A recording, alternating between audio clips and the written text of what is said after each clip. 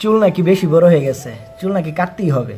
তো চিন্তা করলাম একটা এক্সপিরিয়েন্স করা যাক, নিজে নিজে কাটতে পারি কিনা। আসলে আমার ইচ্ছা ছিল চুলগুলো আর একটু বড় করার, কিন্তু প্রবলেম হচ্ছে মানে আমার থেকে আমার প্রতিবেশীদের কষ্ট বেশি। তো এই জন্য এখন চুলগুলা কেটে ফেলবো। তো দেখা যাক, প্রথমবারের মতো ফর দ্য ফার্স্ট টাইম আমি নিজের চুল নিজেই কাটতে পারি কিনা। আমার কাছে ওইরকম যন্ত্র নাই, আমার ট্রিমারটা নষ্ট হয়ে গেছে।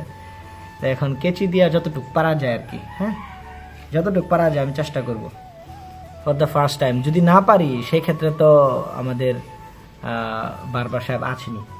তো দেখা যাক, মোটামুটি ভালোই কষ্ট। তবে চুল কাটলেও আমি কিন্তু খুব বেশি কাটাবো না, এটা মোটামুটি শিওর যে আমি খুব বেশি কাটাবো না, চুল মোটামুটি ধরনের কাটবো। আমি চাচ্ছি এই যে চুলগুলা এইগুলা থাকবে একটু বেশি ছোট, আর এই পাশ থেকেও সেম, এই পাশ থেকেও সেম। এই চুলগুলো থাকবে বেশি ছোট, আর এই যে উপরের এইগুলো একটু বড় থাকবে এইগুলো থাকবে একটু বড়। তো এটা হচ্ছে আমার আজকের প্ল্যান। তো দেখা যাক আমি কতটুকু কাটতে পারি। চুল কাটা কিন্তু কঠিন আছে। ডক্টর মাহফুজুর রহমান, তার কথা মনে পড়তেছে, এনটিভির প্রতিষ্ঠাতা বা এনটিভি চেয়ারম্যান, উনি কিভাবে কাটে আল্লাহ জানে। এইখান থেকে হচ্ছে, এইখান থেকে দেখছি যেভাবে কাটে। ইয়াস ইয়াস, হচ্ছে হচ্ছে হচ্ছে চেষ্টা করলে মনে হয় পারা যাবে। সেলুনে গেলে এখানে একটা ক্লিপ দিয়ে আটকায় রাখে, তো আমার এখানে তো ক্লিপ নাই। দাঁড়ান, একটা সলিউশন আছে আমার কাছে এটা হচ্ছে ওই যে আমরা করি না, কাপড় শুকাতে দিই না রোদে, কাপড় শুকানোর ক্লিপ। ইয়েস, কিছুটা তো রয়েছে, এইটুক থাকলেই হবে। এভাবে চেষ্টা করলে পারা যাইব, কিন্তু যে পরিশ্রম হচ্ছে ওটা পোষাইব না আমার এই বাইপাস সার্জারি কাজ হয় না, এটা চলে আসে পরে। এই যে এই পাশের চুলগুলা কিন্তু অলরেডি আমি খাটাই ফেলছি, দেখছেন? এই দেখেন, এই পাশে কিন্তু সমান, আমরা ক্লিয়ার বুঝতে পারবো না যে এই পাশে সমান। এখন যদি আমি এইটুকু খাটাই দিই, একদম লাস্টের মাথা, একদম কানের উপরে যে চুলগুলা, এইটুকু যদি খাটাই দিতে পারি, তাহলে হচ্ছে আমার মোটামুটি এক পাশ কমপ্লিট হয়ে যাবে। ইয়েস, হচ্ছে, কিন্তু অসম্ভব না। আমার কাছে যদি ট্রিমারটা থাকতো তাহলে আমার সহজ হতো, কারণ এই চুলগুলো বাড়তি। এখন শুধু এখানে ট্রিমার দিলে হয়ে যেত। একটা কাজ মানে করতে বসলে হাজার হাজার কাজ চলে আসে, যার কারণে এই কাজগুলো করতে পারি না।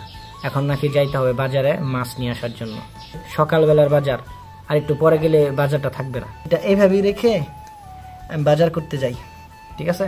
বাজার থেকে মাছ কিনে নিয়ে এসে বাকি কাজ পরে করব। সো লেটস গো, বাজারে যাই এবং চলেন মাছ কিনি।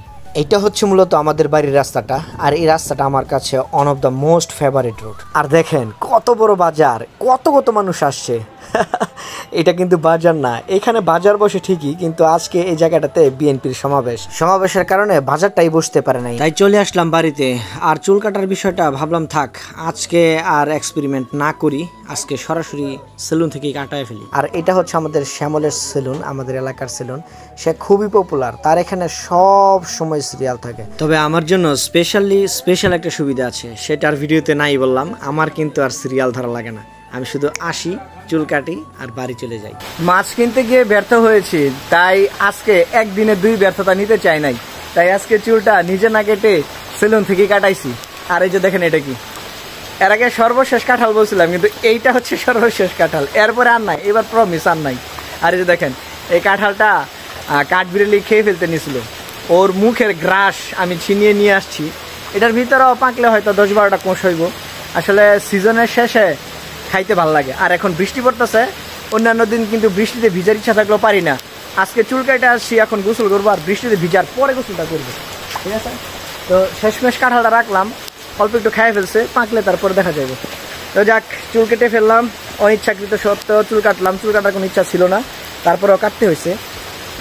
বলছিলাম বেশি ছোট না করার জন্য, তারপরে মোটামুটি ছোট করে ফেলছে। আমার ইচ্ছে ছিল আর একটু বড় থাকবে, কিন্তু তারপরেও ছোট করে ফেলছে।